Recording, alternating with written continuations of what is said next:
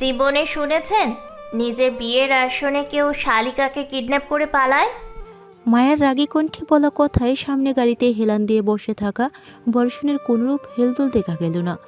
মায়ের রাগ যেন আরও বেড়ে গেছে বর্ষণের নীরবতায়। এই যে, আপনাকেই বলছি, কোনখান থেকে যে উল্লুক ধরে এনে আব্বু আপনার সাথে আপুর বিয়ে দিচ্ছিল কে জানে। দেখো, তোমার দোষ। আমি প্ল্যান তো জবরদস্ত করছিলাম। আমি একা পালালে আমার বাপ লোক লাগিয়ে তুলে নিয়ে বিয়ে দিত, তাই ভাবছিলাম নিজের উডবিকেই কিডন্যাপ করব। তো আমাকে কেন তুলে আনছেন? তোমাদের মেয়েদেরই তো দোষ। বিয়ে হয় একজনের আর বউ সাজে 100 জন। আমি নেহাত সরল সোজা মানুষ, তোমাদের ওই মেকআপের খোলসের ভেতরের চেহারা বুঝবো কিভাবে? আর তোমাদের বোনদের চেহারার যে হালকা মিল আছে আমি জানতাম না কে।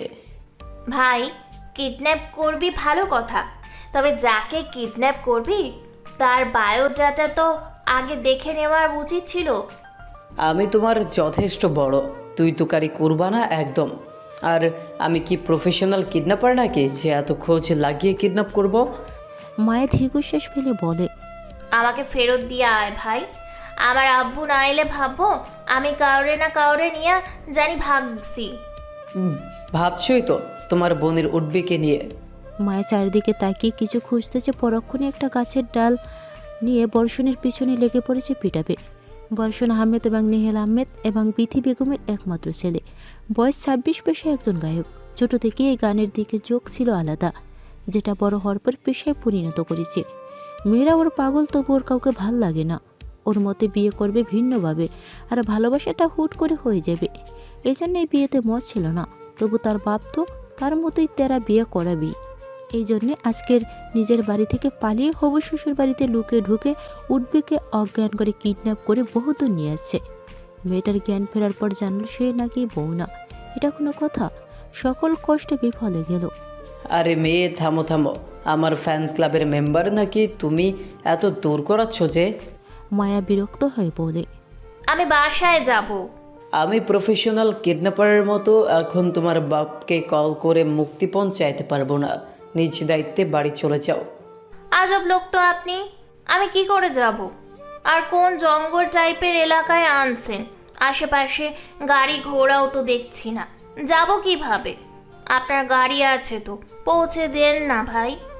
আমার আপাতত ফেরত যাওয়ার মুড নেই, পারলে নিচে চলে যাও।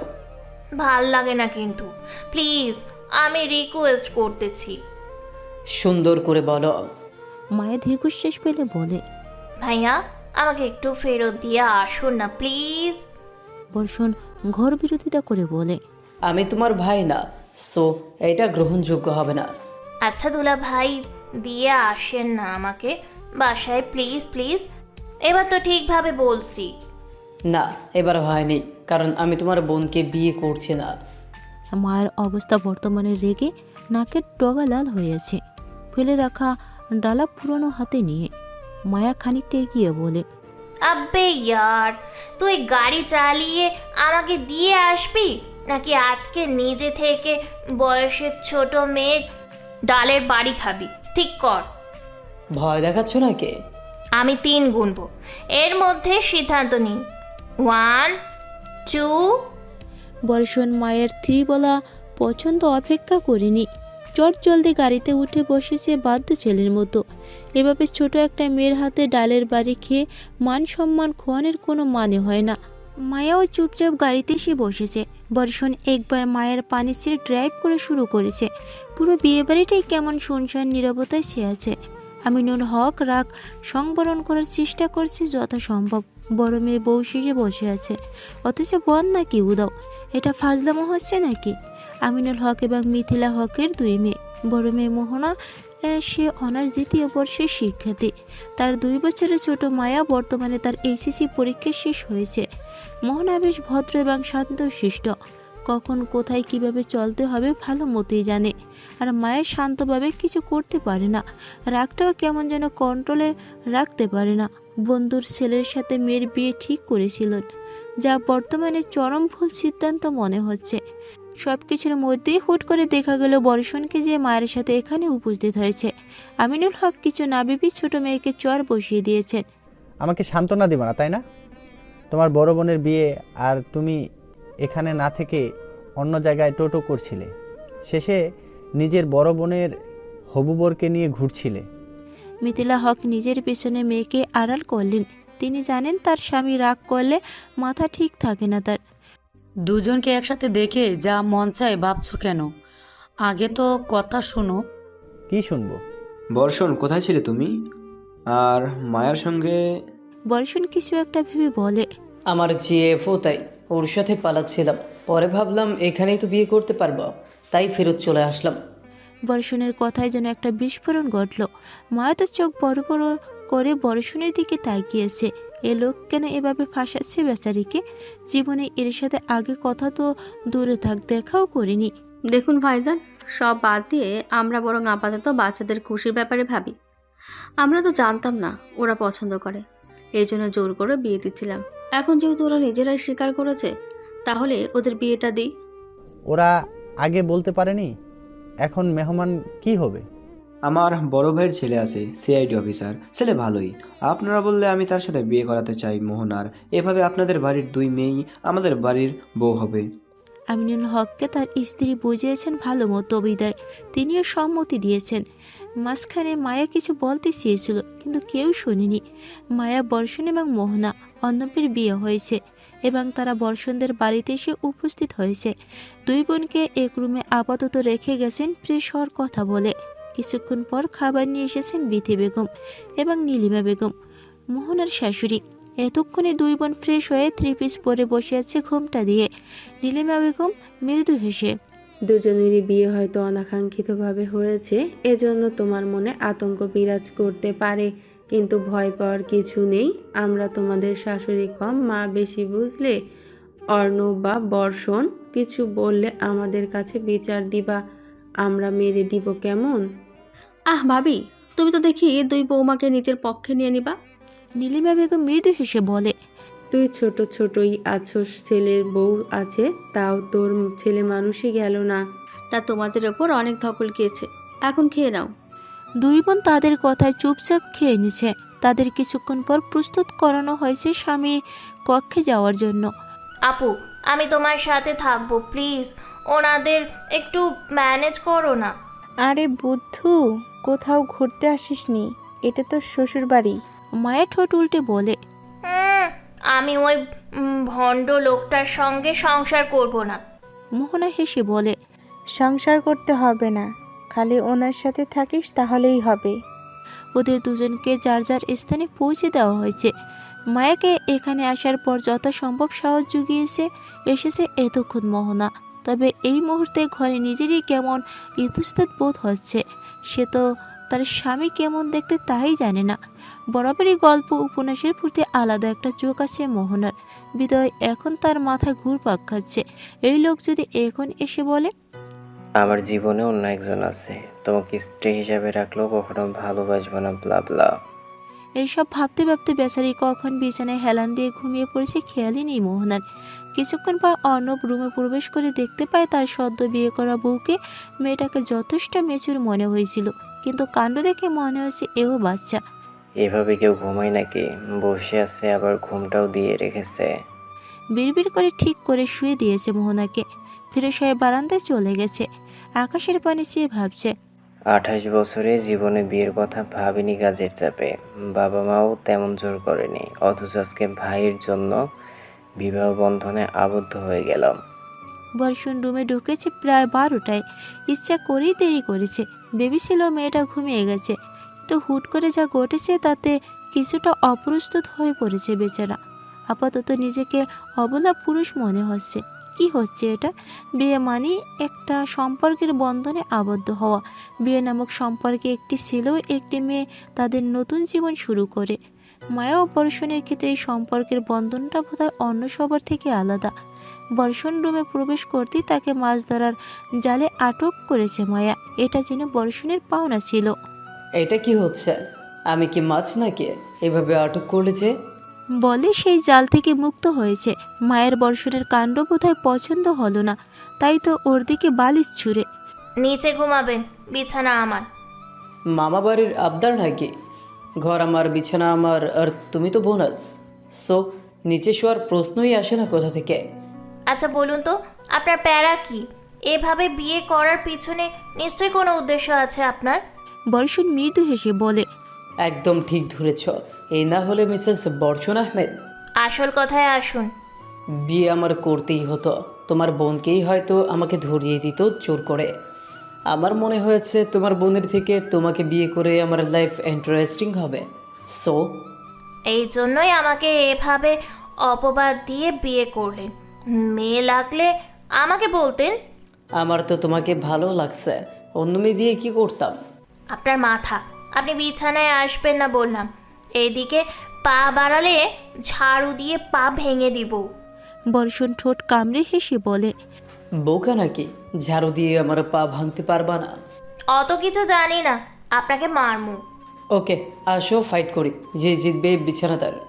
মায়া একটু ভেবে বলে, ওকে ডান। দুজনে পিলো ফাইট করতে করতে পুরো বিছানায় তুলো ভরে ফেলছে এবং এলোমেলো হয়ে ঘুমিয়ে পড়েছে। দুজনের শুরুটা তাদের সম্পর্কের মতোই এলোমেলো। সকালের মিষ্টি রোজ চোখে এসে পড়তেই ঘুম ভেঙে যায় মোহনার। সে চারিদিকে তাকিয়ে মনে করার চেষ্টা করছে তার রুমে সে নেই কেন। পরবর্তীতে মনে পড়ছে তার তো বিয়ে হয়ে গেছে। তার ভাবনার মাঝেই বাইরে থেকে অর্ণব রুমে প্রবেশ করে। তা ম্যাডাম, কি আর ঘুমাবেন? সকাল 9টা বাজে। মোহনা হকচকিয়ে গেছে, বলে, কি এত বেজে গেছে? আগে ডাকেন নাই কেন? এই বলে তাড়াহুড়ো করে দৌড়ে ফ্রেশ হতে চলে গেছে। আয়নার সামনে বসিয়েছে মোহনা, ভাবতেছে মান সম্মান শেষ। প্রথম দিন এত দেরিতে উঠল। পরক্ষণে বিছানায় অর্ণবকে বসে থাকতে দেখে ভুরু কুঁচকে। আপনি কি আমার বর? অর্ণব মোহনার দিকে দৃষ্টি নিক্ষেপ করে বলে, আমার রুমে অনুমতি ছাড়া কেউ প্রবেশ করে না। সেখানে আমার বউয়ের কাছে নিশ্চিত পরপুরুষ এসে বসে থাকবে না। সোজাসুজিভাবে হ্যাঁ বা না বললেই তো হতো। এত ঘুরিয়ে পেঁচিয়ে বলেন কেন? তুমি কালকে ওয়েট না করে ঘুমিয়ে পড়লে কেন? তোমার সাথে পরিচিত হব ভেবেছিলাম, তার তো সুযোগ পেলাম না। অর্ণবের কথায় মোহনা খানিকটা লজ্জা পাইছে। পরক্ষণে নিজেকে সামলে বলে, মানে অনেক ক্লান্ত ছিলাম, চোখ লেগে গেছিল। আপনি ডাকলেই তো হতো। যেভাবে ঘুমাচ্ছিলেন মায়া লাগবেই যে কারোরই ডাকতে। আমি এতটাও নির্দয় নয়। আমি বরং নিচে যাই, সবাই মেবি বকবে। সিল করো। আমাদের বাড়ি অন্য বাড়িদের মতো অত করা নয়। শোনো, এখানে আমার বাসার সব বড় বড়, আই থিঙ্ক বড়, তার বড় ছেলে আমি অর্ণব আহমেদ, আর ছোট মেয়ে হচ্ছে আনামিকা জাহান, তোমার বোনের বয়সী মেবি। ব্যঙ্গ করে? ছি, কেমন ভাই আপনি! নিজের বোনের সঠিক বয়স বলতে পারছেন না? অর্ণব তীক্ষ্ণ দৃষ্টিতে নিক্ষেপ করে বলে, আমি আমার বোনের এইজ জানি, তোমার বোনের জানি না, বাট তার বয়সই হবে আন্দাজ করে বলছি তোমার সুবিধার্থে। পুরো কথা শোনো চুপচাপ। সরি, আপনি বলুন। আমার বাবার ছোট ভাই হচ্ছে বর্ষণের বাবা, তার একটাই ছেলে। আমাদের পরিবার বলতে 7 জন ছিলাম, এখন তোমাদের নিয়ে 9 জন হয়েছি। বুঝেছি। দেখো, আমি জানি আমাদের সম্পর্কটা হুট করেই তৈরি হয়েছে। আমি বা তুমি কেউই কাউকে ঠিকমতো চিনি না, জানি না। এখন যেহেতু সম্পর্কটা তৈরি হয়েছে, সো আমরা নতুন করে সবটা শুরু করব। তাই তোমার যদি আমার কোনো ব্যবহারে খারাপ লাগে আমাকে ডিরেক্ট বলবা। কখনো মনের মধ্যে লুকিয়ে দুঃখ পাবা না। রাগ করলে মুখের উপরে রাগ ঝেড়ে ফেলবা, কেমন? মোহনা মুগ্ধতার সহিত মাথা নাড়াইছে। তার নিকট মনে হচ্ছে অর্ণব যেন তার কল্পনার উপন্যাসের কোনো হিরো। তুড়ি বাজিয়ে কই হারালে? মানে আমি বরং নিচে যাই। বলেই কোনো রকম রুম থেকে বের হয়ে গেছে। অর্ণব মোহনার কাণ্ডে হাসছে। মেয়েটা যতই বড় হোক, ভেতর থেকে বাচ্চা মানুষ। আর বুঝতে বাকি নেই অর্ণবের। মোহনা নিচে আসতেই দেখতে পায় তার ছোট বোন শাশুড়িদের সাথে গল্প করছে। বোনকে দেখতে পেয়ে একগাল হেসে মায়া এগিয়ে আসছে। আপু, আজকে আমি ফার্স্ট। তা তো দেখতেই পাচ্ছি। তা মায়া, মোহনা, আজকে তো প্রথম দিন, তোমাদের কিছু খাওয়াবা না? জি, আপনারা বলুন, আমরা করে নেব। শোনো, কিছু করতে হবে না, কাজের লোক আছে। পায়েস করা হয়েছে, 2টো স্পেশাল বাটিতে আলাদা রাখা আছে তোমাদের বরদের জন্য। সেগুলোতে লবণ দেওয়া হয়েছে, তাদের গিয়ে খাও। তুই নিজের বাড়ির ছেলেদের বিরুদ্ধে ষড়যন্ত্র করছিস। ছি, বেথিছি। নাটক কম করো ভাবি, তুমি তো আইডিয়া দিছো। চুপ, সব সময় সত্যি কথা বলতে হয় না। আপনাদের দুজনের বন্ডিংটা না অনেক সুন্দর। আমার না তোমাদের খুব ভাল লাগে। নীলিমা বেগম মুচকি হেসে দুজনের মাথায় হাত বুলিয়েছেন। তোমরাও আমাদের মতো খুনসুটিতে মেতে থাকবা, চিন্তা করো না। দোয়া করবেন আমাদের জন্য। যাও বড়দের খাওয়া গিয়ে পায়েস। দরকার কি, সকাল সকাল টেস্ট খারাপ হবে। আপু চলো তো, বড়দের কথা শুনতে হয়, তুমি জানো না? মোহনার ইচ্ছা না থাকা সত্ত্বেও নিয়ে গেছে বাটিটা। মায়া বর্ষণের সামনে মিষ্টি হেসে পায়েসের বাটি এগিয়ে দিয়েছে। বর্ষণের কেমন যেন খটকা লাগছে। এই মেয়েকে একদিনই ভালোভাবে চিনে ফেলেছে সে। নিশ্চয়ই পায়েস গন্ডগোল আছে, এখন না নিলেও খারাপ দেখায়। কিছু একটা ভেবে বর্ষণ বলে উঠল, তুমি আমার একটা মাত্র বউ, এত যত্ন করে খাবার আনছো, আমি তো খাবই, তবে তুমিও আমার সাথে খাবা। জানোই তো, শেয়ারিং ইজ কেয়ারিং। আমি পায়েস খাই না। হা করো বউ, একটু খেলে কিচ্ছু হবে না। ওকে আমি খাবো, তাহলে আপনারও খেতে হবে। ঠিক আছে।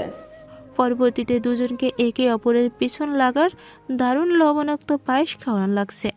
এদিকে মোহনা লবণাক্ত পায়েস খাওয়ায়নি তার বরকে।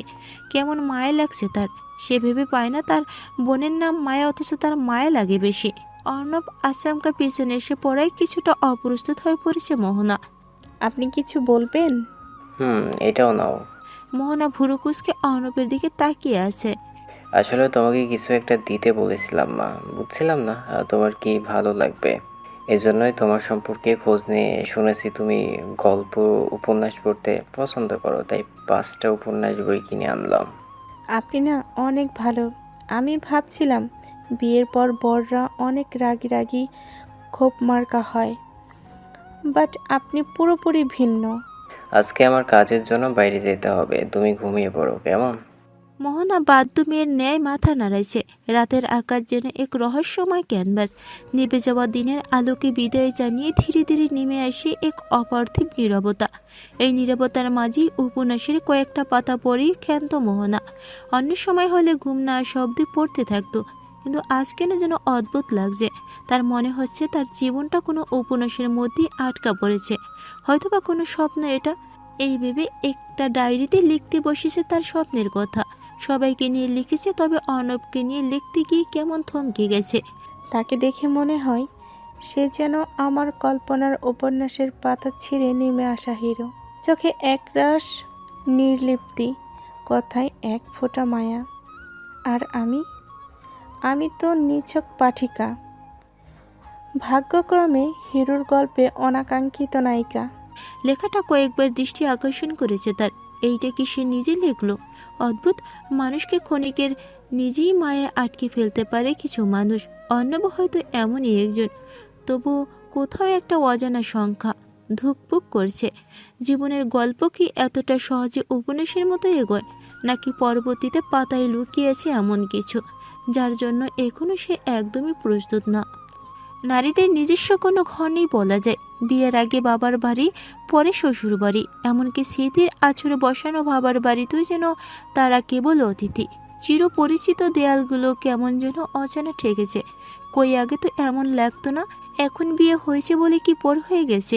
মোহনার মায়ের হাত ধরে আশ্বস্ত করে। বেশি ভাবিস না বনু, বিয়ের পর একটু একটু এমন লাগবেই। এর আগে কয়টা বিয়ে করেছো যে এত ভালোভাবে বলছো? ধুর, তুই সিরিয়াস মুড থেকে কখন যে উল্টাপাল্টা কথা বলে ফেলিস তুই নিজেও মেবি বুঝিস না। একটা কথা বলি ভাবি, তোমার বোন আমাকে অনেক অত্যাচার করে, একটু বকে দিয়ে তো। তুই মনে হয় অনেক ভালো মানুষ, আমার তো মনে হয় বেচারি তোর অত্যাচারে অতিষ্ঠ। আজব, তুই না আমার বড় ভাই, তাহলে এর পক্ষ নিচ্ছিস কেন? আপনি ভুল, তাই আমার পক্ষ নিচ্ছেন দুলা ভাই। আমি অলওয়েজ ঠিক, তুমি সবসময় ভুল। থাম ভাই, বাড়ি গিয়ে ঝগড়া করিস, এটা তো শ্বশুর বাড়ি। সবাই চুপ হয়ে গেছে। মায়া বর্ষণকে দেখে মনে হচ্ছে তাদের এখনো কথার কাটাকাটি বাকি আছে। অর্ণবের জন্য জোর করে চুপ থাকতে হচ্ছে। খাবার টেবিলে নতুন বরদের আপ্যায়নের জন্য যথাযথ ব্যবস্থা করা হয়েছে। তাদের জন্য খাবার বেড়ে দিচ্ছেন তাদের শাশুড়ি মিথিলা হক। আমি জানি বিয়েটা হুট করে হয়েছে, কিন্তু আমার মেয়েদের কোনো অনাদর কিন্তু আমি সহ্য করব না। কখনো যদি শুনেছি তোমাদের কারোর জন্য ওদের চোখে জল এসেছে, তাহলে আমি আমার মেয়েদের নিয়ে আসব। ইয়ে মানে চোখের জল তো এমনিতে অনেক কারণেই আসতে পারে, এই জন্য আমাদের বউদের ফেরত আনা বেশি হয়ে যায় না শ্বশুরমশাই?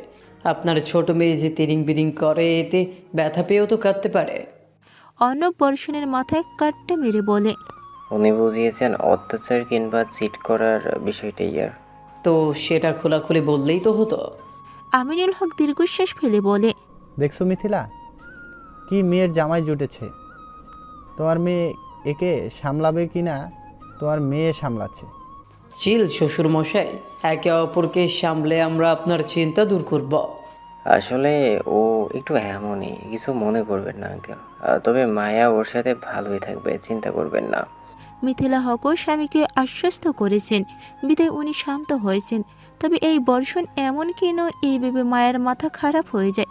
বেচারি নেহাত একটু চঞ্চল বেশি ছিল, কিন্তু এ তো পুরোই চিল টাইপের লোক। ঝগড়ার মাঝেই যদি ভালোবাসা খুঁজে পাওয়া যায়, তবে এদের সংসারটা হয়তো টিকে যাবে, অন্যথায় এটা হবে একটা চিরন্তন নাটক। অর্ণব, বর্ষণ, মায়া এবং মোহনা ডাইনিং রুমে একসাথে বসে গল্প করছে। বর্ষণ এবং মায়া কিছুক্ষণ পরপর সাপ বেজির মতো ঝগড়ায় জড়িয়ে পড়ছে, আর অর্ণব, মোহনা তাদের থামাচ্ছে। চলো আমরা ঝগড়া বিবাদ ভুলে ট্রুথ অ্যান্ড ডেয়ার খেলি। ওকে চল। মোহনা, মায়া অর্ণবের কথায় রাজি হয়েছে। তারা খেলা শুরু করেছে। খেলার মাঝে মোহনার দৃষ্টি বরাবরই অর্ণবের উপর স্থির থেকেছে, আর বর্ষণ যথাসম্ভব মায়াকে জ্বালাতন করছে। বর্ষণ, একটা গান গেয়ে শোনা, অনেকদিন তোর গান শোনা হয় না। ব্রো, তুইও ভালো গান গাইতে পারিস, সো আজকে তুই গিয়ে শোনা। ভাইয়া একটা গান গেয়ে শোনান না। কাকের কণ্ঠ শোনার থেকে কোকিলের কণ্ঠ শোনা বেটার। তুমি কি কোকিল সম্বোধন করে আমার সুনাম করলে নাকি বদনাম? আরে ওর মতে ওটা সুনাম। ভাবি, তোমার বোনকে বেশি বেশি চিনি খাওয়াবা, মুখ থেকে খালি তেতে তেতো কথা বের হয়। মায়ের ফুসে মুখ অন্যদিকে ঘুরিয়ে নিয়েছে। বর্ষণের সঙ্গে কেবল তার মান অভিমানী চলতে থাকে। অর্ণব সবার পানে তাকিয়ে দীর্ঘশ্বাস ফেলে গাওয়া শুরু করেছে আনমনে। বহুদিন ভাব তরঙ্গে। গান শেষে হাততালিতে মুখরিত হয়েছে চারিদিক। মোহনা মুগ্ধ হয়ে চেয়েছে অর্ণবের দিকে। লোকটাকে বরাবরই ভালো লাগে তার। লোকটা কেমন অদৃশ্য মায়া আটকে ফেলেছে মোহনাকে। ভাই, আমার সাথে যোগ দে, একসাথে গায়ে চল। কোনো প্রয়োজন নেই ভাই, আমি আমার জায়গায় সন্তুষ্ট। ঠিক বলেছেন ভাইয়া, শুধু শুধু এসবে জড়ালে পার্সোনাল লাইফও রাখবে না কেউ। পরে মিডিয়া সব সময় পিছনে লেগে থাকবে। তুমি এখনো আমার সাথে থেকে এরকম পরিস্থিতিতে পড়েছো নাকি? পড়িনি এখনো, তবে পড়তে কতক্ষণ। বর্ষণ কিছু বলতে যাবে, কিন্তু তার আগে অর্ণব থামিয়ে দিয়েছে। পরক্ষণে কিসের একটা মেসেজ আসায় দুই ভাই উঠে বেরিয়ে গেছে। মায়া, মোহনা নিজেদের মতো চুপচাপ বসে আছে। অর্ণব আর বর্ষণ যে বিকাল বেলায় গেছে এখনো তাদের দেখা নেই। আবু, তোমার কি মনে হয় না আমাদের সাথে যা হচ্ছে সব অদ্ভুত? এমন কেন মনে হচ্ছে তোর? দেখো, হুট করে তোমার বিয়ে ঠিক হয়েছিল, তারপর তোমার উডবি বরের তো আমাকে কিডন্যাপ করে আবার ফেরত আনা, তারপর আমাকে জিএফের পরিচয় দিয়ে বিয়ে করা, এবং তোমার সাথে তার বড় ভাইয়ের নির্ধারিত দিনে বিয়ে হওয়া। সব কেমন একটার সাথে আরেকটা মেলানো মনে হচ্ছে না? কে বলেছে তুই তিরিং বিরিং ছাড়া কিছুই পারস না? ভালোই তো ডিটেকটিভের মতো ভাবতে পারস। মায়া চুপ করে বসে থাকে। সব কিছু জেনে সাজানো নাটকের মতো মনে হচ্ছে তার। কিছুতেই সে মোহনাকে বোঝাতে পারছে না। এই অস্বাভাবিক মিল, এই হুট করে ঘটে বিয়ে, কিডন্যাপ নাটক, সব কিছু যেন ইঙ্গিত দিছে কিছু একটা ঠিক নেই। এসবই কি মায়ায় মনের ভ্রম, নাকি সত্যির পেছনে লুকিয়েছে কোনো রহস্য? চারিদিকে নিস্তব্ধতা, ধোঁয়াটে আলো আবছা। দেখা যাচ্ছে ভাঙা গুদাম ঘরের দেয়াল। মাঝে এক কোনায় পড়ে আছে রক্তাক্ত একটা শরীর। তার সামনে কালো পোশাকধারী একটা লোক দাঁড়িয়ে আছে, যার চোখ দুটো লাল হয়ে জ্বলছে। ঠোঁটের কোণে জেগে উঠেছে শয়তানি একটি হাসি। হাতে মুঠো করে একটা মেয়ের ছবির উপর আঙ্গুল ভুলিয়ে নিল সে, যেন সেই স্পর্শে কিছুটা শান্তি খোঁজে। আমার চড়ুই পাখিকে আমার কারার স্পর্ধা দেখানো হাড়ে হাড়ে বুঝিয়ে দেবো ওর শাস্তি কতটুকু ভয়ঙ্কর হতে পারে। ঠান্ডা গলায় কথাগুলো বলেই সামনে পড়ে থাকা লোকটার বুকের পরপর কয়েকটা গুলি চালিয়ে দিল। শব্দ নয়, যেন প্রতিশোধের স্পন্দন ছড়িয়ে পড়ল চারিদিকে। পাশে দাঁড়িয়ে থাকা চেলারও থমকে গেছে, কেউ নড়ছে না, নিঃশ্বাস নিতেও যেন ভয় পাচ্ছে। লোকটা এবার বাঁকা হেসে বলে, আমার জিনিসের দিকে হাত বাড়িয়েছে ওরা, এবার আমি ওদের দেখাবো কাকে খেলায় নামিয়েছে। অন্ধকার প্রতিশোধের ছায়া কাটিয়ে আহমেদ বাড়ির আঙ্গিনায় তখন অন্য এক খুনসুটির ঝড়। বাড়িতে ঢুকতেই কান জ্বালাপালা করে দিচ্ছে অনামিকা। এক হাতে ব্যাগ ছুরি ফেলে বলা শুরু করেছে, ওইটা কেমন বাড়ি, দুইটা বিয়ে, আর আমি জানলাম না। নীলিমা বেগম চুপ। প্রীতি বেগম হেসে বললেন, মামা বাড়ি যাওয়ার পর কল করে বলেছিলাম তো, তোর বর্ষণ ভাইয়ের জন্য মেয়ে দেখছি আমরা। বলেছিলে কোন ঘুমের ঘরে ছিলাম আমি তখন, আর আমি না বলেছিলাম নিজে পছন্দ করে দিব বউ, আমার ভাইয়ার বউ আমার পছন্দের হবে। তার গলাটা কেঁপে উঠল, চোখে পানি টলমল করছে। সবাই মিলে আমার স্বপ্নের এক বালতি পানি ঢেলে দিলে, দুইটা বিয়ে দিয়ে দিলে, আমাকে এর মাঝে হস্তক্ষেপ করার প্রয়োজনও করলে না। চিল কর, আমাদের বউ চয়েস করতে পারিস নি তো কি হয়েছে? নিজের ছেলের বউ নিজে পছন্দ করিস কেমন? তুমি তো কথাই বলবা না, এইসবের পিছনে তুমি হলার মাস্টার মাইন্ড। আমার কত শখ ছিল তোমাদের বিয়েতে ভাবিদের সাথে ম্যাচিং শাড়ি পরবো। দূর, তোর বিয়েতে ভাবিদের সাথে ম্যাচিং শাড়ি পরিস? অনুশান্ত হব, বিয়ে তো হয়ে গেছে, এখন তুই তোর ভাবিদের সাথে বন্ধুত্ব করে নে, তাহলেই তো হয়। অনামিকা গাল ফুলিয়ে বসে আছে। তার আপাতত ভীষণ রাগ হচ্ছে সবার উপর। মেয়েটা কিছু হলেই গাল ফুলিয়ে বসে থাকে। হাই, অনু নাকি তোমার নাম? জানি না। অনামিকা মায়ের দিকে একবার তাকিয়ে পুনরায় চোখ ঘুরিয়ে নিয়েছে। কথা বলতে হলে এইভাবে শুরু করতে হয় না, সুন্দর লাগে না এই কথা। আসলে আমি তো পারি না, তুমি শিখিয়ে দাও। অনামিকা মায়ের দিকে ফিরে বলে, আমি অনামিকা, তুমি? আমি মায়া, তোমার ভাবি। তুমি কোনটা ব্রো, উল্লুক ভাইয়ার নাকি ভাল্লুক ভাইয়ার? এ আবার কেমন নাম? কে কোনটা? অনামিকার চোখ টিপটিয়ে বলে, আরে ভাবি, এটা অনুর দেওয়া ডিজিটাল নাম। উল্লুক হচ্ছে অর্ণব ভাই, আর ভাল্লুক হচ্ছে বসন ভাই। তাহলে আমি ভল্লুকের বউ। মোহনা সিঁড়ি দিয়ে নামতে নামতে কৌতূহলী কণ্ঠে শুধালো, তা দুজনে কি নিয়ে হাসাহাসি করছো? তুমি বুঝি ভাল্লুক ভাইয়ার বউ? কি বলছো? আমি বলছি আপু। পরক্ষণে আসল ঘটনা শুনে মোহনাও হেসে ফেলেছে। ননদ ভাবিরা মিলে একটা টিম করে ফেলেছে বলা যায়। দিন বেশ আনন্দ এবং খুনসুটির মাঝে কেটে চলছে সকলের। একসাথে থাকতে না থাকতেই চাইতে তৈরি হয়ে যায় একটা অদ্ভুত টান। প্রতিদিন ঝগড়ায় এক একটা বাদন হয়ে গেঁথে দেয়। মায়ার বর্ষণ যেন আলাদা পৃথিবীর মানুষ, তবু একে অপরকে ছাড়া যেন দিন চলে না। ঝগড়া, ঠাট্টা, অভিমান সবাই যেন একরকম অভ্যাস হয়ে গেছে। আর সেই অভ্যাসের নামই হয়তো ভালো লাগা। কেউ দেখলে ভাববে এরা সারাক্ষণ তর্কে মেতে থাকে, কিন্তু যারা ভেতরের গল্পটা জানে তারা জানে ঝগড়াগুলোতেই লুকিয়ে আছে ছোট ছোট ভালোবাসা। বর্ষণের আজ একটা কনসার্ট ছিল, বিদায় তার ফিরতে দেরি হয়েছে। রুমে প্রবেশ করতেই দেখতে পায় তার জন্য টেবিলের উপর খাবার ডেকে রাখা আছে। মায়া তো সে স্বপ্নের দেশে পাড়ি দিয়েছে। এসব পর্যবেক্ষণ করে বর্ষণ মুচকি হাসে। বড্ড ইচ্ছা করছে একটু জায়গায় ঝগড়া করতে, কিন্তু ঘুমন্ত চেহারাটা বেশ লাগছে দেখতে। সত্যিটা জানলেও কি আমার সাথে খুনসুটির সংসারে থাকবা মায়াবতী? আমি যে তোমাদের মজে যাচ্ছি, রোজ রোজ ঝগড়া করে তর্ক জিতে আবার তোমায় চুপ থাকতে দেখে নিজ ইচ্ছায় হার মেনে নিচ্ছে। বর্ষণ দীর্ঘশ্বাস ফেলছে মায়ের পানিছে এবং পুনরায় বলা শুরু করেছে, জানি তুমি শুনবে না আমার কথা, তাই তো বলছি। তোমার ওই ঘুমন্ত চেহারার পানিছে মায়া, তুমি জানো না তোমার প্রতিটা অভিমান, প্রতিটা চুপ করে থাকা আমার হৃদয়ের গোপন ডায়েরিতে জায়গা করে নিচ্ছে। আর আমি তো ধীরে ধীরে তাতেই হারিয়ে যাচ্ছে। বর্ষণ জানে তার বলা একটি কথা মায়ের কর্ণ অব্দি পৌঁছায়নি, তবুও বলেছে সে হৃদয়ে জমে থাকা কথাগুলো, কারণ এই বলাটাই তার একমাত্র শান্তি। কিন্তু কে জানে এই নীরব ভালো লাগার রাতটা কি তাদের ছিন্ন বন্ধনের শুরু, নাকি এ শুরুই একটা নিরহ ঝড়ের পূর্বাভাস। বাতাসে হালকা পর্দা নড়ে, ঘড়ির কাঁটা এগিয়ে চলে। রাত গভীর হয়ে এসেছে, আকাশ জোড়ায় নেমে এসে কালো মগমলের মতো নিস্তব্ধতা। দূরে দূরে তারার ঝিকিমিকি যেন হারিয়ে যাওয়ার স্বপ্নের মতো একরাশ আলো নিয়ে তাকিয়েছে পৃথিবীর দিকে।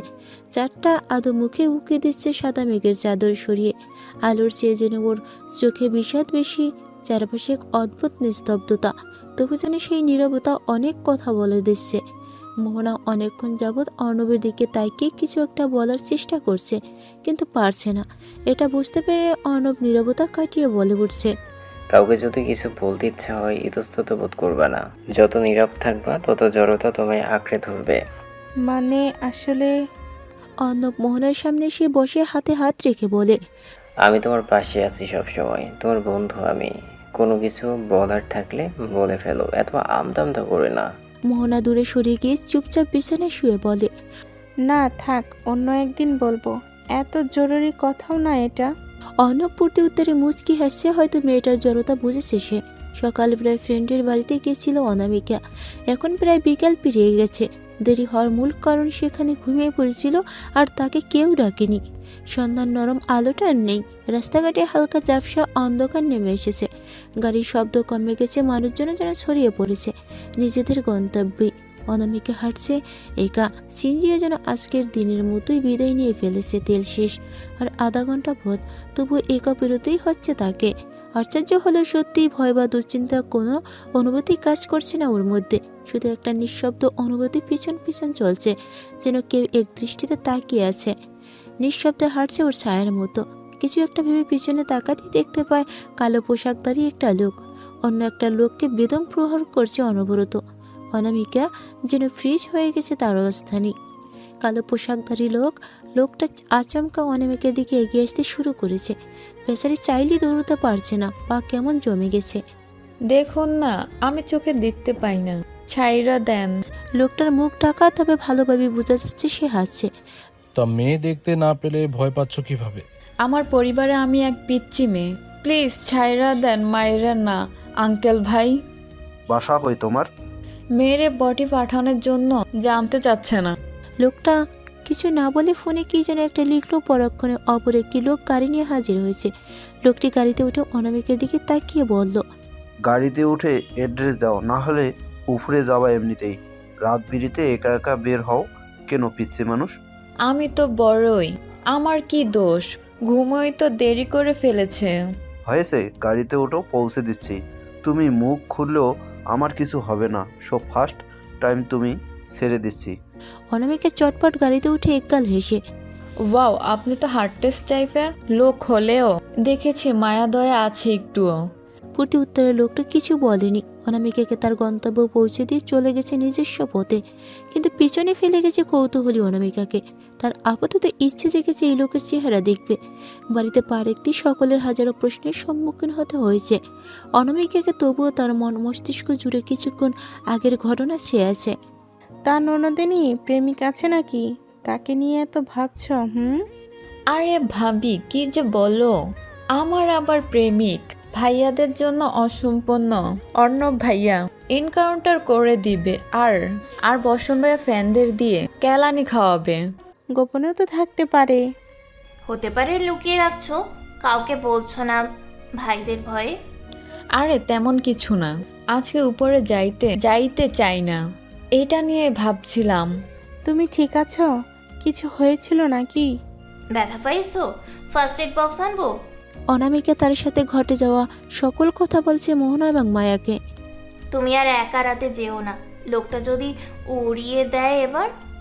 আমার তো মনে হয় লোকটা ভালো, না হলে নিজ দায়িত্বে পৌঁছে দিত না। আর কিছু জানি না, তবে আমার ইচ্ছা আবার দেখা হোক আমাদের। আর তোমরা কিন্তু ভাইয়াদের বলো না কেমন? তিনজনে একসাথে হলে তাদের কথোপকথন যেন শেষ হতে চায় না। গল্পের ঝুলি বেরিয়ে আসতে থাকে অনবরত। জন্মদিন মানে প্রতিটা মানুষের জীবনে নতুন একটি বছরের সূচনা। এই দিনটা ঘিরে সাধারণত সবার মাঝে একটি আলাদা উচ্ছ্বাস থাকে। শুভেচ্ছার বন্যা, প্রিয়জনকে চমক, কিংবা নিজের জন্য একটি স্পেশাল কিছু। কিন্তু বর্ষণের চোখে মুখে আজ যেন সেই আনন্দের কোনো ছায়াই নেই। নীরবে তার ভার যেন বেশি হয়ে দাঁড়িয়েছে আজ। সবাই যখন শুভ জন্মদিন বলে ওকে জড়িয়ে ধরছে, ও তখন কি যেন একটা গলায় কাটা গিলছে। বর্ষণের জন্মদিনে সবাই হাসছে, কেবল বর্ষণ ছাড়া। আনন্দটা যেন আজ কেকের গন্ধ পেরিয়ে পৌঁছাতে পারছে না ওর হৃদয়। হয়তো এটা কোনো অযাচিত ঘটনার সম্মুখীন হওয়ার আতঙ্ক বিরাজ করছে। ফোনের স্ক্রিনে তখন অজানা নাম্বার থেকে কল আসে, খানিকটা ভরকে যায় বর্ষণ। সাইডে গিয়ে কল রিসিভ করতে অপর প্রান্তে থেকে পুরুষালী কপটে হাসির আওয়াজ শোনা যায়। শুভ জন্মদিন my dear brother, don't you dare do wish me. কি চাস তুই? এভাবে কল করেছিস কেন? প্রতি উত্তরে অপর প্রান্তে ব্যক্তির হাসির শব্দ ভেসে আসে। বড্ড কষ্ট হচ্ছে। আমি তোকে উইশ করলাম, বিনিময়ে তুই এরকমভাবে কথা বলছিস। দেখ, তুই খারাপ আমি জানি, আর তুইও জানিস যে আমিও ভালো মানুষ নই। সো হিয়ালি করিস না একদম। অপর প্রান্তে ব্যক্তি শান্ত গলায় বলল, I know who are you and who I am, so আমি চাই সবাই জানুক। দেখ, আমি শত্রুতা চাই না, আমরা তো বন্ধুত্ব করতেই পারি। অপর প্রান্তে ব্যক্তির কণ্ঠ যেন মুহূর্তে কঠোর শোনালো। আমার সব তুই করেছিস, এইবার কোরায় গন্ডায় ছিনিয়ে নিতে আসবো আমি। তুই বরাবরই ভুল বুঝেছিস। অপর প্রান্ত থেকে আর শোনা গেল না, হয়তো কল কেটে দিছে। বর্ষণ ফোনের স্ক্রিনে তাকিয়ে দীর্ঘশ্বাস ফেললো। সবাই সত্যিটা জানলে কি বর্ষণকে ভুল বুঝবে? বর্ষণ মনমরা হয়ে ছাদের এক কোনায় বসে বসে আকাশের পানি চেয়ে হয়তো তারা গুনছে। মায় বুঝতে পারছে এই লোকটার কিছু তো হয়েছে, না হলে এতক্ষণ ঝগড়া করতো, হই হুল্লোড় করতো, তা না হয় নিজেই এগিয়ে গেছে। আজকে চাঁদটা উল্টো দিকে উঠেছে কিনা তা দেখতেছেন বুঝি? বর্ষণ ভুরু কুচকে মায়ের দিকে তাকায়। মায়া মুচকি হাসি দিয়ে বর্ষণের পাশে বসে পুনরায় শুধালো, তা রাতের বেলায় চাঁদ দেখা ভালো, তবে অতিরিক্ত নয়, কারণ জন্মদিনের দিন এমন হাবভাব দেবদাস হওয়ার লক্ষণ। বর্ষণ হকচকে উঠে তারপর হেসে, মায়ার বাচ্চাই, তুমি কি আমাকে একটু সিরিয়াস হতে দিবা না, তাই না? একটু ভদ্র হয়ে গেছিলাম, তোমার চক করে এই ভদ্র সত্তা ধরে রাখতে পারলাম না। চলো এর শাস্তি স্বরূপ ছাদ থেকে ফেলে দিই। মায়া লাফিয়ে উঠে দৌড় দিছে। একদম না, ফালানো তো দূরের কথা, নাগালই পাবে না আমার। বর্ষণে মুচকি এসে মায়ের পেছনে ছুট লাগিয়েছে। তারা এখনো একে অপরের ভালোবাসায় আটকা পড়েনি, তবু একে অপরের সুখ দুঃখের সঙ্গে ঠিকই হয়ে উঠেছে। মোহনা রুমে প্রবেশ করতে চমকে যায়। বিছানার উপর কিছু গিফটের প্যাকেট রাখা আছে। অর্ণব মোহনার দিকে তাকিয়ে হাসছে। হাসছেন কেন? এমনি তোমার জন্য গিফট আছে, দেখো পছন্দ হয় কিনা। জন্মদিন আপনার ভাইয়ের, অথচ গিফট দিচ্ছেন আমায়? আমার বাবা আমাকে শিখিয়েছে, বুঝলে তো, সুযোগ পেলেই বউকে গিফট করতে হয়, তাহলে বউ খুশি রাখা যায় বউকে। আমি নিজের থেকে করছি না, সত্যি মা বলেছিল তোমার জন্য কিছু কিনে আনি না যাতে। মোহনা অর্ণবের কথা বিশ্বাস করলো নাকি বোঝা গেল না। সে গিফটগুলো খুলে দেখতে লাগলো কি কি আছে। মোহনা দীর্ঘশ্বাস ফেলে বলে, এগুলো কি আমি চাইছি নাকি? শুধু শুধু টাকা নষ্ট করলেন। ধুর, তোমরা বউরা খুশি কীভাবে হবে বলো তো? কত কষ্ট করে বেছে বেছে এনেছি জানো। মোহনা নরম গলায় শুধালো, আরে ওইভাবে বলিনি, আমার সব পছন্দ হয়েছে, কিন্তু 3টা শাড়ি, লাল নীল কালো, 6টা উপন্যাসের বই, 12 জোড়া কাচের চুড়ি, এগুলো একটু বেশি হয়ে গেল না? অর্ণব প্রতিবাদের সুরে বলল, আমি আমার বউকে যা মন চাই গিফট করছি, তুমি এনে কথা বলার কে? চুপচাপ এগুলো রাখো। কথা ওইটা না, কথা হচ্ছে আপনি কি নামতা শুনে এইসব কিনেছেন? অর্ণব মোহনার কথায় খুব একটা পাত্তা না দিয়ে বিছানায় এক সাইড আরাম করে শুয়ে পড়েছে। মোহনা পুনরায় একই কথা জিজ্ঞেস করলো। অর্ণব ঘুম ঘুম চোখে মোহনার দিকে তাকিয়ে বলল, এইটুকুও বোঝো না, ভাগ করেছি 2 দিয়ে, 12 দিয়ে শুরু করেছি এবং 3 দিয়ে শেষ করেছি। মোহনা থতমত দেখে অর্ণবের দিকে তাকিয়েছে, কিন্তু অর্ণবের তাতে খেয়াল নেই। সে গভীর ঘুমে আচ্ছন্ন হয়ে গেছে। আজ রাতটা যেন এক একজনের এক এক রকম, কারোর জন্য আনন্দ, কারোর জন্য বিষণ্ণতা, তবে কোনো অনুভূতি যেন ছুঁতে পারছে না অনামিকাকে। সে বসে আছে, চোখের পাতার ফাঁকে কল্পনা এঁকে চলেছে সেই অচেনা আগন্তুককে, অথচ কাগজের পাতায় আঁকা হচ্ছে না। যাকে মাত্র এক ঝলক দেখেছিল সেই এখন মনের গভীর দাগ কেটে গেছে। তার সাথে আবার দেখা না হওয়া পর্যন্ত মনে হচ্ছে আগন্তুক নয়, যেন কোনো অদৃশ্য অভিশাপ ভর করেছে তার মনে। সে লোকটা এখন অনামিকার অবচেতন মস্তিষ্ক এক আশ্চর্য ভূত হয়ে ঘুরে বেড়াচ্ছে। দেখা কি হবে আমাদের আবার? ভয় দেখানো যাই করুক, একটিবার আপনার দেখা যেন বড্ড শখ আমার। আমার শখটা কি অপূর্ণ? হবে মিস্টার আগন্তুক। অনামিকের বলা কথা হয়তো তার আগন্তুকের নিকট পৌঁছায় না, তবে একটা আশ্বাস থেকে যায়, আবার হয়তোবা দেখা হবে অজানা পথে। চারিদিকে নিস্তব্ধতা, বড় বাড়িটার প্রতিটা করিডোরে যেন শূন্যতায় পায়চারি করছে। মার্বেলের মেঝেতে ঠান্ডা ছোঁয়া, দেয়ালে ঝুলে থাকা পুরনো ছবিগুলো আদো আলোয় যেন চোখ মেলে তাকিয়েছে সময়ের দিকে। বাতাস ভারী যেন জমে থাকা দীর্ঘশ্বাসের ঠাসা। ঘরের ভিতরে মৃদু আলো চলছে, হলঘরের মাঝখানে একটা সোফা, তার একপাশে হেলান দিয়ে বসে হাঁটছে নির্জন। হ্যাঁ, এই বাড়িটার মালিক সে, কিন্তু আজ যেন সে নিজে অতিথি হয়ে গেছে নিজের জীবনে। একটা কাচের গ্লাস হাতে, তাতে জল নেই, আছে শুধু অতীতের ছায়া, বিষণ্ণতার ছায়া। চোখ বন্ধ করে আছে সে। হুট করে কারো পায়ের শব্দ শোনা যায় এবং কণ্ঠ কর্ণে এসে পৌঁছায়। স্যার, আপনার মা আপনার সাথে দেখা করতে যাচ্ছেন। হাতের গ্লাসটা তৎক্ষণাৎ ভেঙে রক্তে ভরে যায়। রাগী ভাবেছে, ওই মহিলাকে নেক্সট টাইম আমার মা সম্বোধন করলে তোর আর নেক্সট দিন লেখা লাগবে না, মাইন্ড ইট। লোকটা মাপচে পরিষ্কার করে শুরু করে দেয়। নির্ঝর একবার তার দিকে তাকিয়ে উঠে চলে যায় নিজের কক্ষে। বারান্দায় দাঁড়িয়ে পকেট থেকে সিগারেট বের করে ধরায়। সিগারেটের ধোঁয়া যেন পুরো শহরটাকে ছাই করে দিচ্ছে, এরকমের তৃপ্তি বিরাজ করে। আকাশের পানি যে তাচ্ছিল্যের হাসি হাসি নির্ঝর। হায়রে দুনিয়ার নিয়ম, যে পেয়েছে সব একসাথে পেয়েছে, আর যে পায়নি সে পুরোপুরি নিশ্চয়ই থেকে সব দিকে। এই জন্য ধোঁয়ার সাথে হাওয়ায় মিলিয়ে যাওয়া নির্ঝরের হাহাকার। রাতটা তখনই নিস্তব্ধ। শুধু কেউ কেউ জানে এই রাতের কিছু সম্পর্ক বদলে যায়, কিছু প্রশ্ন কোনোদিন আর উত্তর পায় না। ভাই বোনের সম্পর্কটা যেন একটা আলাদা, সবসময় খুনসুটি রাগ, অনুরাগ আর অদ্ভুত এক মায়া জড়ানো। বর্ষণ, অর্ণব এবং অনামিকার সম্পর্কটাও তেমনই। অনামিকা চুপচাপ নুডলস খেতে খেতে টিভি দেখছিল, মাঝখান থেকে বর্ষণ একটা বাটি কেড়ে নিয়ে খাওয়া শুরু করেছে। অনামিকার আগে দুঃখে ফুঁসতেছে। দেখ, কাঠবিড়ালি সাপ হতে চাইস না। কথায় কথায় সাপের ফেনা তুললে তোকে বিয়ে কিভাবে দিব? অনামিকা দাঁতে দাঁত চেপে নিজের সংযত করার চেষ্টা করে জিজ্ঞেস করলো, তুমি আমাকে কাঠবিড়ালি বললা নাকি? সাপ? তুই হচ্ছে সে বিষাক্ত কাঠবিড়ালি, দেখতে ছোটখাটো কিট, কিন্তু ভেতরে সাপের বিষে ভরা। অনামিকা বেচারি চেঁচানো শুরু করেছে। আম্মু, মামুনি, তোমাদের আদরের ছেলেকে কিচ্ছু বলো, আমাকে ইনসাল্ট করেছে। কিরে, কাঁদছিস না যে? চোখে পানি নাই? অনামিকা হতাশার চোটে লাফালাফি শুরু করেছে। আম্মু, এই ভাল্লুকরে কিছু বলো, না হলে বললাম আমি গাছে গিয়ে বাসা বাঁধমু। সাধে কি কাঠবিড়ালি নাম দিয়েছি? নীলিমা বেগম বর্ষণের কান টেনে বলে, আমার মেয়েটাকে জ্বালাচ্ছিস কেন? বর্ষণ নিজের কান ছাড়ানোর চেষ্টা করে বলে, মামুনি এমন করে না, আমার বউ দেখলে মান সম্মান থাকবে না তো। আপনার বউই কান টানবে মিস্টার ভুল্লু। বর্ষণ চোখ বড় বড় করে চাইছে মায়ের দিকে। আপাতত মনে অদ্ভুত একটা শান্তি কাজ করছে বর্ষণের। মায়ের মুখ থেকে নিজের বউ সম্বোধন শুনে মায়া বর্ষণের সামনে এসে দাঁড়িয়ে শাসানোর স্বরে বলে উঠল, আমার ননদ একটাই, ওর পিছনে লাগতে আসলে আপনার উল্টোপাল্টা ছবি তুলে ভাইরাল করে দিব বললাম। বর্ষণ থতমত খেয়ে গেছে মায়ের কথায়। তার বউ তার পক্ষে কথা না বলে তার বিপক্ষে কথা বলছে সিরিয়াসলি। বিল্লি আসছে কাঠবিড়ালির প্রোটেক্টর হতে। মায়ের রাগি রাগি ভাব নিয়ে বলে উঠল, এই ভুল্লুকে ছাও, দেখুন আমাকে বা অনুকে যদি উল্টাপাল্টা নামে সম্বোধন করতে আসেন তাহলে কিন্তু সত্যি আপনার ছবি নিউজ ফিডে ভরা থাকবে।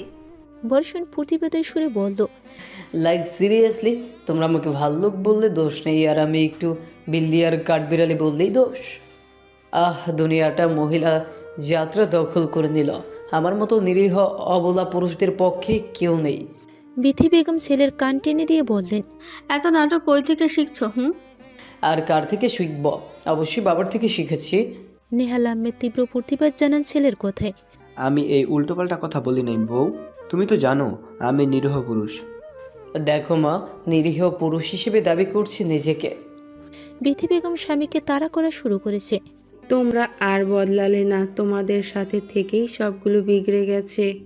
আহসান আহমেদ সিঁড়িতে নামতে নামতে বলে উঠলেন, মাথায় তো তুমিই চড়িয়েছো, সবার সাথে তুমি তো বিগড়ে গেছো। ওইটা শুধু শুধু আমার বাচ্চাদের দোষারোপ করছো যে। বর্ষণ হতাশার ভঙ্গিতে বলে উঠল, বুঝলা তো বড় আব্বু, দুনিয়াটা নারী জাতিরা দখল করে নিচ্ছে, আমাদের স্বাধীনতা হরণ করছে এরা। আমাদের একটা আন্দোলন করতেই হবে এবার। অর্ণব বন্দুক সামনে ধরে বলে, লিডারটা তুই হবি নাকি? যাই হোক, বন্দুক দিবনি আমি। বউদের মন বোঝা কোনো ট্রেনিং সেন্টারের ঠিকানা জানা থাকলে জানাস আমাকে। ছেলের সাথে আহসান আহমেদও বলে উঠলেন, আমাকে জানাস বর্ষণ। জানলে আমি তো আমার অবাধ্য বউয়ের মন জয় করে বাধ্য করে ফেলতাম। নীলিমা বেগম ধমকের সুরে বলে উঠলেন, যে যার যার ঘরে যাও, এখানে তোমাদের আজাইরা দুঃখের আলাপ করবা না। সবাই নিজ নিজ কক্ষর পথে পা বাড়েছে। পরিবারের মানুষগুলো আসলে একটি বেশি ফিরি। তাদের জীবনে সুখের অভাব নেই, তবু কে জানে ভবিষ্যতে অনাকাঙ্ক্ষিত কিছু অপেক্ষা করছে কিনা। তাদের জন্য যা তারা কল্পনাও করতে পারবে না। অর্ণবকে কেমন যেন চিন্তিত দেখাচ্ছে আজকাল, হয়তো তার কাজের প্রেশার বেশি। এই ভেবে মোহনা ওর পাশে বসেছে। একটু ঘুমিয়ে মাইন্ড ফ্রেশ করে নিন। অর্ণব কৃত্রিম হাসি হেসে বলে উঠল, মোহনা, আজকাল আমার কাজের জন্য হয়তো তোমার সঙ্গে ঠিকঠাক কথা বলারও ফুরসত হয়ে পারছি না। কিছু মনে করো না, তোমার ভালো না লাগলে ও বাড়ি থেকে ঘুরে আসতে পারো। মোহনা মুচকি হাসি দিয়ে বলল, এত ভাবতে কে বলেছে আপনাকে?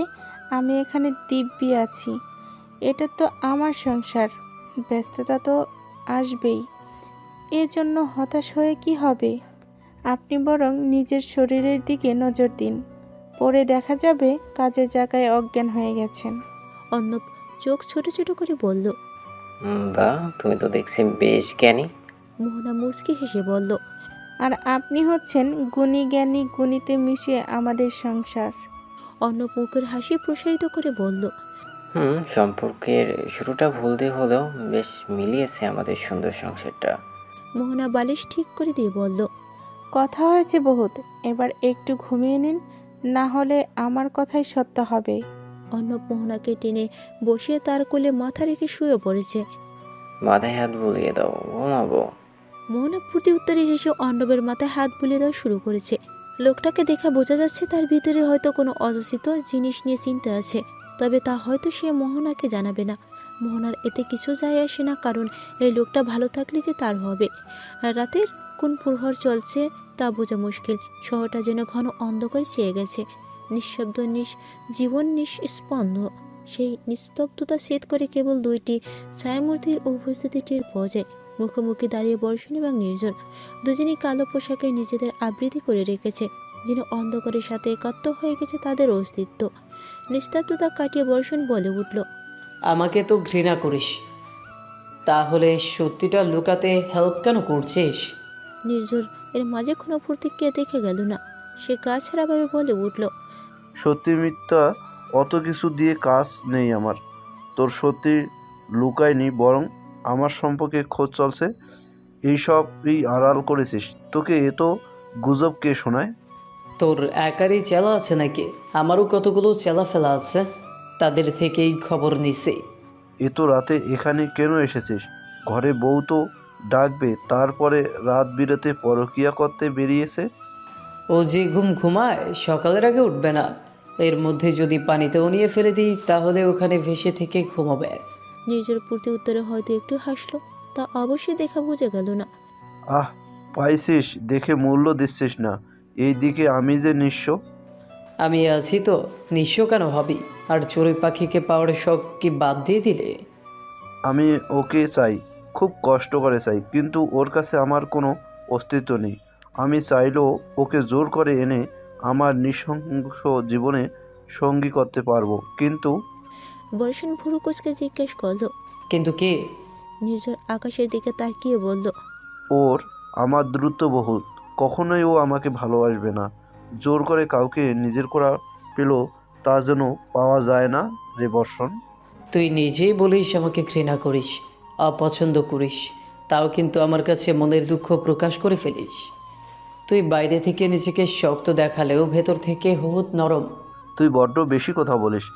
বর্ষণ নির্জরকে ঝুড়ে ধরে বলল, জীবনে আমাদের মাঝে যতই দূরত্ব ঝগড়া থাকুক, ভাই হিসেবে সবসময় আমি তোর পাশে থাকব। তোর নিঃসঙ্গ অগোছালো জীবনকেও গুছিয়ে দিব, দেখিস তোকেও কেউ ভালোবাসবে। বিয়ের পর বেশ কথা শিখেছিস।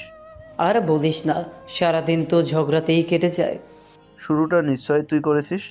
বর্ষণ বাঁকা হেসে উত্তর দিল, অবশ্যই। দুজনের কথায় কি আছে জানা নেই, তবে দূর থেকে নির্জনের চেলারা ভাবছে, যে বস কোথায় কোথায় লোক উড়িয়ে দেয়, সে কিভাবে একজনের সঙ্গে ভাবে স্বাভাবিক থাকতে পারে? তাদের মধ্যে শত্রুতা টাইপের এই সম্পর্ক সবসময়, তবুও যেন কোথাও একটা দৃঢ় বন্ধন আছে ভ্রাতৃত্বের। অন্ধকারকে উপেক্ষা করে দিনের আলো ফুটে উঠেছে, কিন্তু পুরো পরিবারের ভিতরে যেন অন্ধকার নিয়ে চিন্তা বিরাজ করছে। বাড়ির মেয়ে হুট করে গায়েব হয়ে গেছে, কোথায় গেছে জানা নেই। তবে এটুকু বোঝা গেছে অর্ণবের বিরুদ্ধে থাকা কেউ ব্ল্যাকমেল করতে তুলে নিয়ে গেছে। নীলিমা বেগম মেয়ের চিন্তায় জ্ঞান হারিয়েছেন। বিথি বেগম কেমন অস্থির হয়ে পড়েছেন। অর্ণবের নিজেকে বড্ড অসহায় লাগছে। নিজের বোনকে প্রোটেক্ট করতে কি ব্যর্থ হলো সে? বোনটার জন্য সে চিন্তায় শেষ সবাই।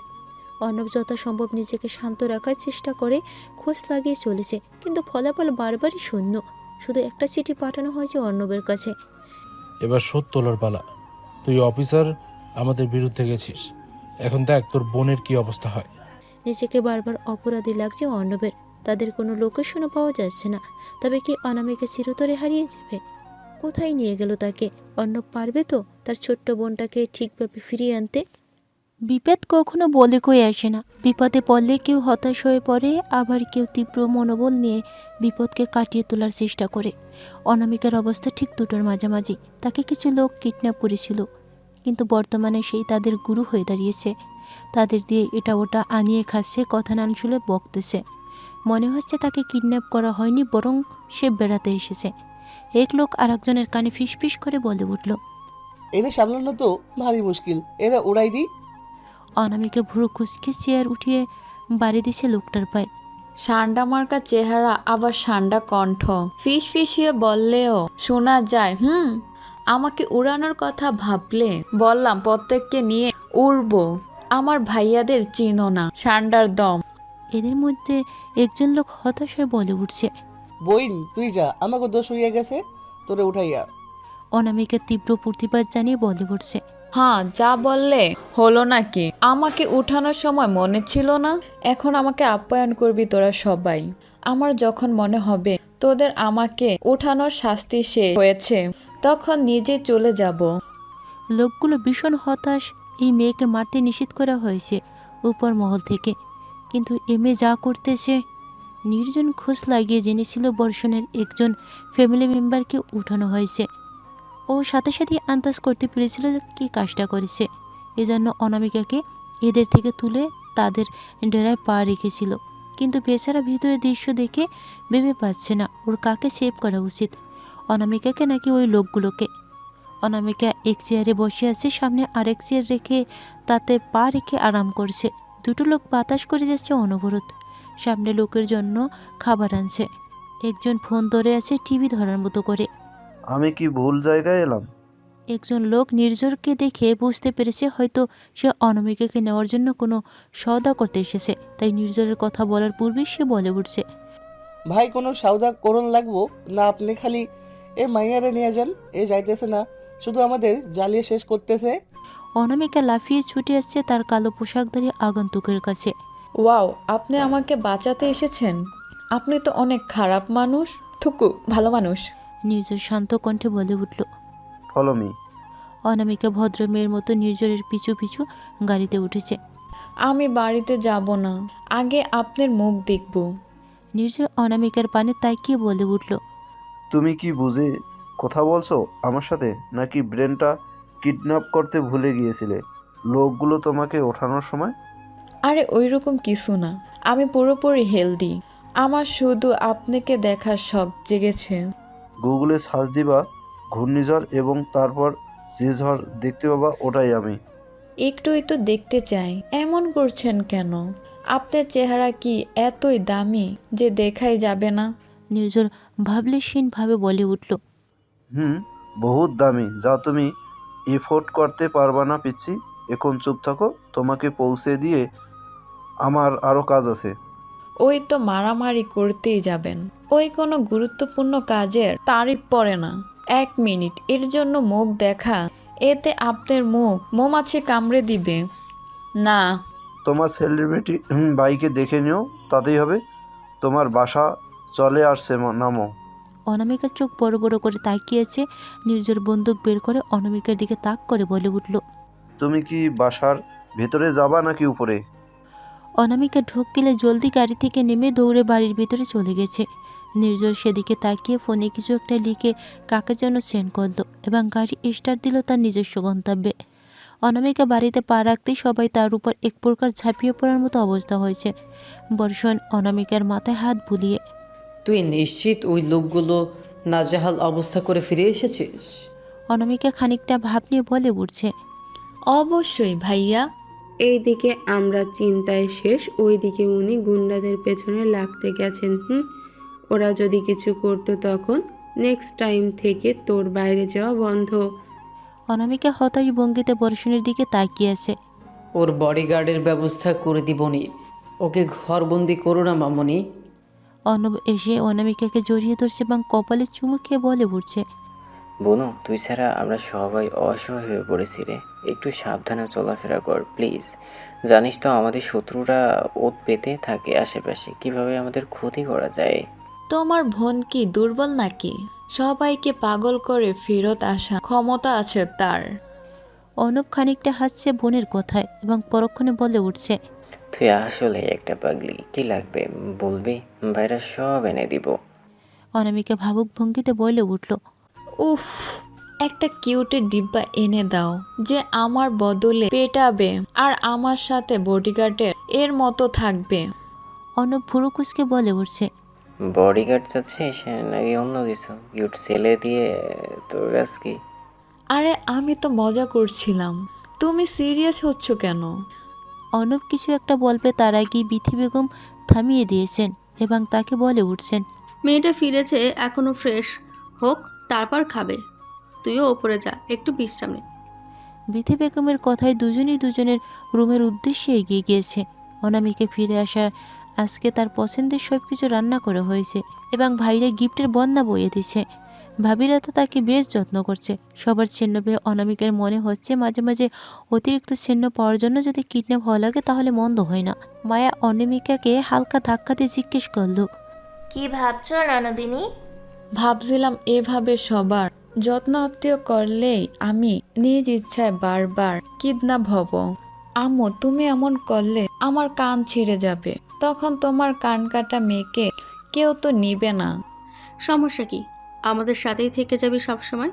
তোর আর বর্ষণের একসাথে চলা বন্ধ, তোরা একসাথে চলে এক পদের হয়ে যাচ্ছিস। বর্ষণ তীব্র প্রতিবাদ জানিয়ে বলে, আমার এবং আমার বোনের বিরুদ্ধে ষড়যন্ত্র করো না মামনি, আমরা কিন্তু তোমার বরের কাছে বিচার দিতে বাধ্য হব। অনামিকা হতাশায় সুরে বলে উঠল, কিন্তু আব্বু তো নিজে আম্মুর কথা বেশি শুনে, তা লাভ কি? আমরা তাহলে এতিম রে, আমাদের অভিযোগ গ্রহণ করার মানুষ নেই। অনামিকা গালে হাত দিয়ে হতাশ ভঙ্গিতে বর্ষণের সাথে তাল মিলালো। বিথি বেগম ভুরু কুচকে বলে উঠলেন, তোরা এতিম হলে আমরা তোদের কি হই? আমি কি বলেছি আমরা বাবা মাহীন এতিম? আমি বলেছি আমরা অভিযোগ গ্রহণকারীহীনা এতিম।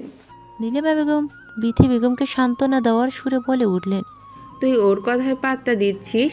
এ তো এক কথার পেছনে আর এক কথা তুলতে থাকবে, পরে তুই হাঁপিয়ে উঠবি। বিথি বেগম দীর্ঘশ্বাস ফেলছেন ছেলের পানিতে। ছেলেটা অনেক আদরের অথচ বড্ড অবাধ্য। রাতের আবহাওয়া এমনিতেই মায়াবী, তার উপর যদি নামে এক পশলা বৃষ্টি, তাহলে সে রাত হয়ে ওঠে অপূর্ব কোনো কাব্যের মতো। নিঃশব্দ চারপাশে কেবল দৃষ্টির নরম ঝিরঝির শব্দ, আর তার মাঝেই বারান্দায় এক কোণে দাঁড়িয়েছে অনামিকা। হাতে গলিয়ে রাখছে বৃষ্টির ফোঁটা, যেন শুয়ে নিতে চাইছে কোনো স্বপ্নের রূপ। ঠোঁটে এক চিলতে হাসি নিয়ে সে শুধালো, ঝড় আমার বড্ড প্রিয়, বৃষ্টির মতো আপনাকেও একদিন আমার দহনে আসতে হবে মিস্টার ঘূর্ণিঝড়। আবহাওয়াটা যেন নির্ঝরের মনোজ জগতে প্রতিবিম্ব। আহত হৃদয়ের মতো ভারী বিষণ্ণ। ফাঁকা বাড়িতে প্রতিটা করিডোরে বৃষ্টির শব্দ আর গিটারের তালে নির্জনের গানি ধ্বনি একসাথে মিলেমিশে অদ্ভুত পরিবেশ সৃষ্টি করেছে। প্রতিটা মানুষের বুকের ভিতরে একটা লুকানো কবর থাকে, সেখানে সমাধি দেওয়া থাকে তার সবচেয়ে গোপন সত্যটা, যে সত্যটা কেউ জানে না। জমে হৃদয়ের গোপন কুঠরিতে চিরকাল নিঃশব্দে সেই লুকানো সত্য বরাবরই তিক্ত হয়। এটা যত গোপনে থাকে ততই চারপাশে শান্তি থাকে, কারণ একবার যদি সেই সত্যি বেরিয়ে পড়ে ভেঙে যেতে পারে বিশ্বাসের দেয়াল, সম্পর্কের ভিত, আর তখন সব কিছু শেষ হয়ে যায়, সম্ভাবনা তৈরি হয়। অনব এমনই এক সত্যের মুখোমুখি হয়েছে যেটা তার ভিতরে সমস্ত শব্দ নিঃশেষ করে দিয়েছে। স্তব্ধ থমকে যাওয়ার এক মুহূর্ত, চারপাশে কোলাহল হারিয়ে যেন মাথার ভিতরে একটা শূন্যতা ছড়িয়ে পড়েছে। সত্যিটা যদি মিথ্যে হতো হয়তো অর্ণবী হয়তো সবচেয়ে স্বস্তির নিঃশ্বাস ফেলা মানুষটা, কিন্তু না, এটা নির্মম বাস্তবতা।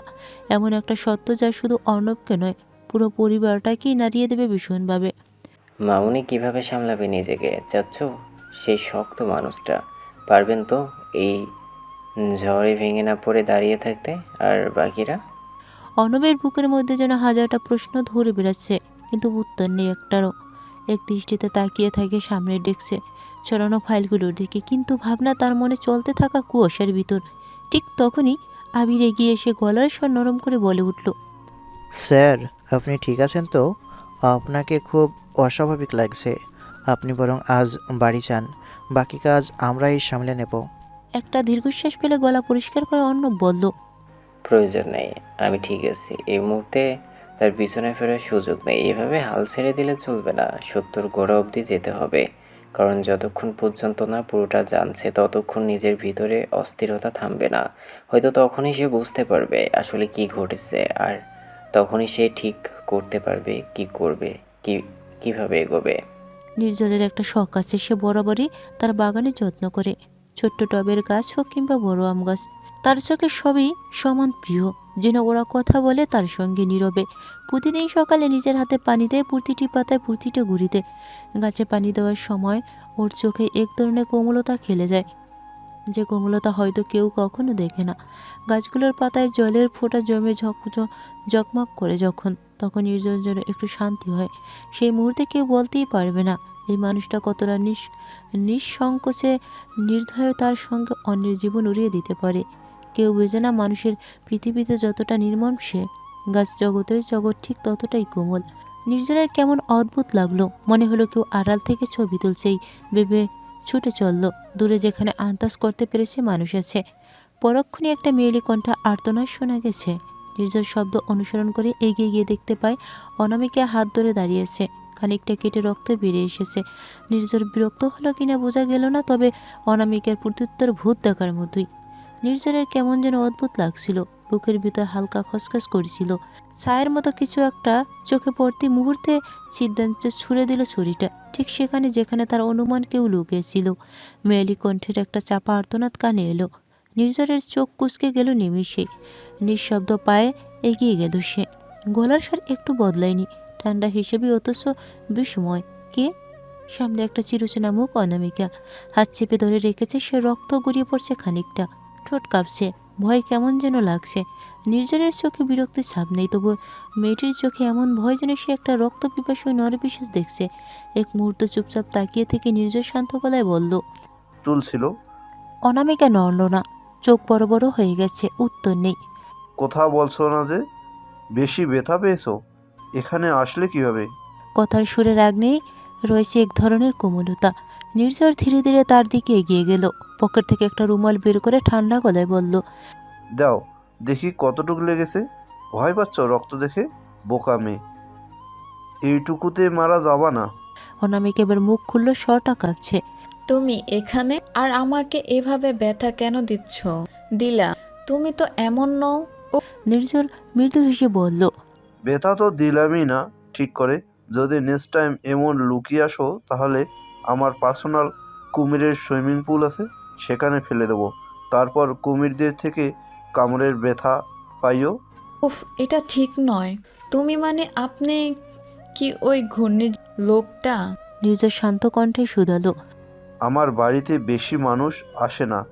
তোমার লাগ ভালো, নাহলে এতক্ষণ এখানে আসার জন্য শাস্তি পেতে। অনামিকা নির্ঝরের দিকে তাকিয়ে তখনও কিন্তু কিন্তু করেছিল। এতে নির্ঝর খানিকটা বিরক্ত নিয়ে বলল, তুমি এখন বাড়ির ভেতরে যাবা আমার সাথে চুপচাপ। হাতে ব্যান্ডেজ করে দেব, তারপর লোক পাঠাবো তোমাকে পৌঁছে দিয়ে আসবে, বুঝছো? না। অনামিকার সোজা সাপটা জবাব শোনা গেল। নির্ঝর শান্ত কণ্ঠে বলে উঠল, ভয়কে ভাতের সাথে মাখিয়ে খেয়ে ফেলছো মনে হচ্ছে, কিন্তু ঝড় নিয়ে খেলতে এসো না মেয়ে, নিঃশেষ হয়ে যাবে। অনামিকা স্বাভাবিক কণ্ঠে বলল, আমি তো ঝড়ের জন্য মেয়ে, আমি তো ঝড়ে উড়ে যেতে পারি। নিশ্চিত হওয়া এখনো শিখিনি। প্রত্যুত্তরে নির্ঝর কিছু বলে না, বরং অনামিকাকে টেনে ভিতরে নিয়ে যায়। সোফায় বসিয়ে কোথায় একটা হারিয়ে যায় বাড়ির। বাইরে থেকে বাড়িটা দেখে অনামিকার যতটা ভালো লেগেছিল ভিতরে এসে ততটাই ভুতুরে মনে হয়েছে। চারিদিকে কেমন গা ছমছমে নিস্তব্ধ পরিবেশ। নির্ঝর এক গ্লাস পানি এবং ফার্স্ট এইড বক্স নিয়ে এগিয়ে এসেছে অনামিকার দিকে। পানির গ্লাসটা এক হাতে দড়িয়ে অন্য হাতে মলম লাগিয়ে ব্যান্ডেজ করে দিচ্ছে। অনামিকা কেবল চেয়েছে লোকটার দিকে। চেহারাটা একজনের সাথে বড্ড মিলছে, তবু বড্ড আলাদা। লোকটাকে যতটা খারাপ মনে হয় সে ততটা খারাপ নয়, এটা ভালোভাবে উপলব্ধি করতে পারছে অনামিকা।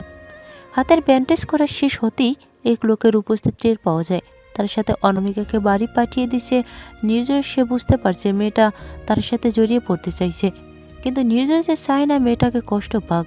ছোট্ট হৃদয়ে কষ্টের কারণ হওয়ার থেকে নিঃসঙ্গ জীবন ঢের ভালো। অনামিকা গাড়ি এগিয়ে চলে নিজ গন্তব্যে, তবু কাছের গ্লাসের আড়াল থেকে অনামিকার কণ্ঠ শোনা যায়, এই ভূতরে বাড়ির মালিককে কোমল উদয়টা জ্বর, একদিন সে নিশ্চয় করবে। রাত প্রায় 11:30। দরজা খুলতে হালকা বাতাসে ঢুকে এলো বর্ষণের শরীরে ক্লান্তি আর কনসার্টের গন্ধ। সে চুপচাপ জুতো খুলে ভিতরে ঢুকতে দেখে ঘরের মাঝখানে সোফায় বসে আছে মায়া। দুই গাল ফুলিয়ে দুটো হাত ক্রস করে রাখা বুকের উপর, চোখে মুখে স্পষ্ট, আমি আপনার সাথে কথা বলবো না।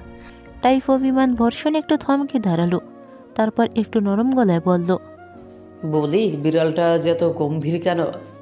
মায়া তাকায় না। বর্ষণ কাছে গিয়ে সোফায় পাশে বসে এবং মিনমিনিয়ে বলে, তুমি কি আমার রাগী বউ নাকি কোনো সিনিয়র বাচ্চা? মায়া এবার মুখ ফিরিয়ে বসে, মুখে টু শব্দ নেই। বর্ষণের কথায় যেন তার রাগ বাড়ছে, বই কমছে না। বর্ষণ খানিকটা এগিয়ে গিয়ে বলল, রাগে তোমার গাল এইভাবে ফুলে গেলে প্যানকেকের ব্যবসা দিব ভাবছি। প্রতিদিন একটু একটু রাগে প্যানকেক তুলে নিব তোমার গাল থেকে। মায়ের তীক্ষ্ণ দৃষ্টিতে তাকিয়ে বলল, আপনি কি আমাকে আরও রাগাতে চাচ্ছেন? বর্ষণ মাথা দুদিকে নাড়িয়ে উত্তর দিল, একদম না। তাহলে উল্টাপাল্টা কথা বলছেন কেন? তাহলে তুমি কারণ ছাড়া এইভাবে গাল ফুলিয়ে বসে আছো কেন? কারণ আমি রাগ করেছি। মায়ের সোজা সাপটা জবাব, কারণ তো বলবা। তা তো জানি না, কিন্তু এটুকু জানি আপনার উপর রাগ করেছি। বর্ষণ দীর্ঘশ্বাস ফেলে বলে উঠল, তা বিড়ালের মতো বউয়ের রাগ ভাঙ্গে কি করলে? 4টা খামচি দিতে চাই আপনাকে। বর্ষণ আতঙ্কিতভাবে চেয়ে বলল, মাথা খারাপ নাকি? পরে না তোমার জন্য 56টা ইঞ্জেকশন দেওয়া লাগে। মায়ের চোখ ছোট ছোট করে তাকিয়ে জিজ্ঞেস করল, আপনি রাজি হবেন নাকি রাগ করেই থাকবেন? বর্ষণ দীর্ঘশ্বাস ফেলে বলল, ওকে খামছি দেন মহারানী, আপনার আদেশ অমান্য করবার সাথে কি আর আমার আছে? মায়ের ঠোঁটে হাসি প্রসারিত হয়ে ওঠে। তার উদ্দেশ্য সে সফল হতে পেরেছে। বর্ষণ আচমকাই বলে উঠল,